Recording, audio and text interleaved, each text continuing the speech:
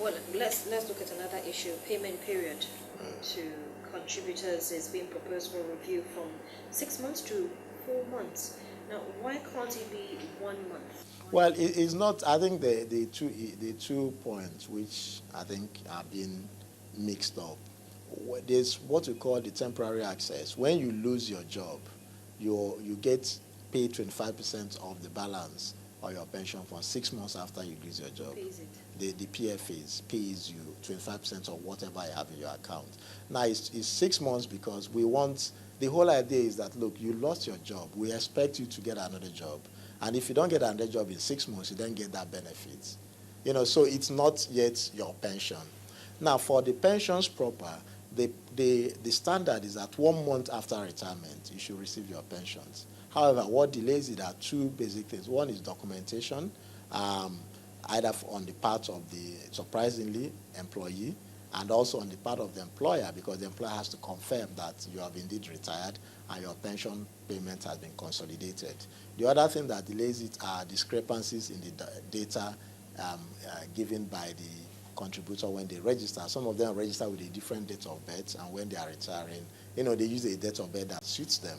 And when they are retiring, they now find that there are differences and it has to be harmonized. But as an industry, we've adopted a standard which says that when you retire this month, next month your pension replaces your salary. Because that's the standard. So if you retire in December, you get paid the salary in December. In January, you should get paid your pensions. However, it's not happening exactly like that. But for the private sector, some companies are so well, managed that, when you retire, as you retire, you get all the documentation and payments are done. So, what are the stakeholders doing to facilitate compliance by institutions? Well, there are two ways of encouraging compliance. One is compulsory compliance, which is the stick approach. The other one is the carrot.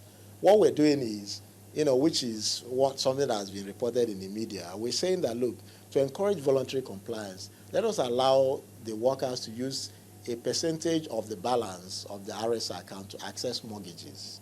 So if you say, for instance, you have 20 million in your pension account, I would say you can use 30% of that, which is 6 million, as a down payment for a mortgage. Then you can then, go to a mortgage institution and get a mortgage, knowing that, you are not going to run away because, first of all, you've made this down payment of 6 million. And secondly, there's a cooperation between the PFAs and the mortgage company to the extent that, look, this man still has monies here. Whilst it's not a full collateral for the mortgage, he gives you an assurance. In banks, you call it maybe like a letter of comfort. So such transactions can actually be... Oh, it can happen. I mean, it's something that's been done in South Africa and it's been done in Kenya now. I mean, to different levels of successes. So we think that with that, people will voluntarily come and comply, because one of the biggest problems we see is that when people retire, they often go and start building a house at the age of 70, because most people don't own their own homes.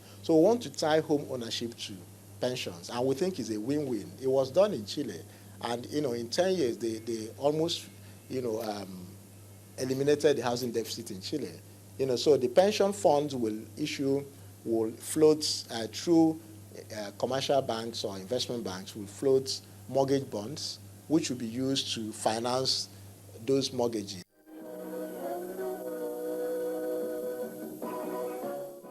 It's time to let you into some business tips, and this centers on going into partnership in the business venture. What are those things you need to know before you take that partnership step?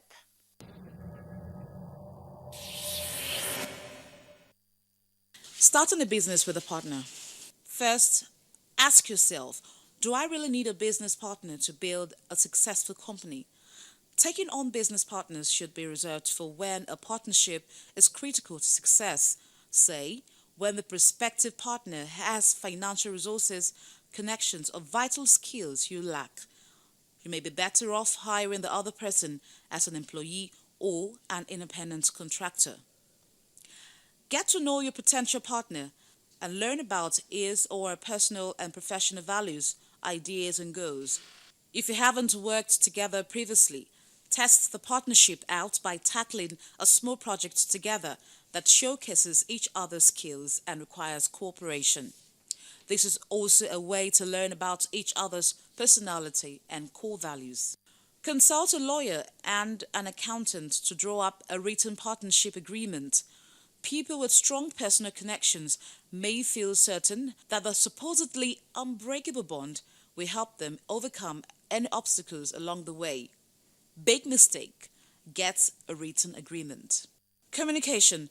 These should be done at all times. You must be able to connect to feel comfortable expressing your opinions, ideas, and expectations.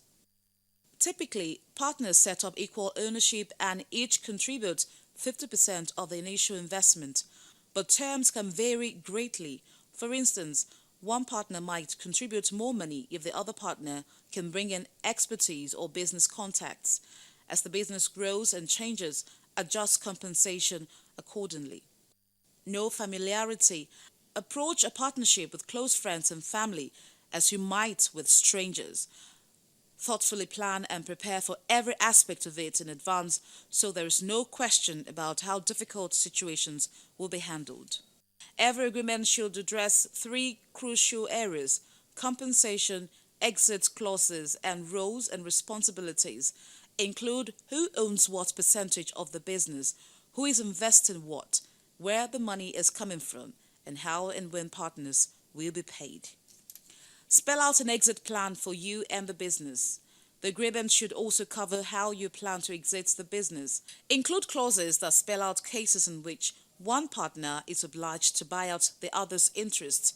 For instance, if you want to quit the business.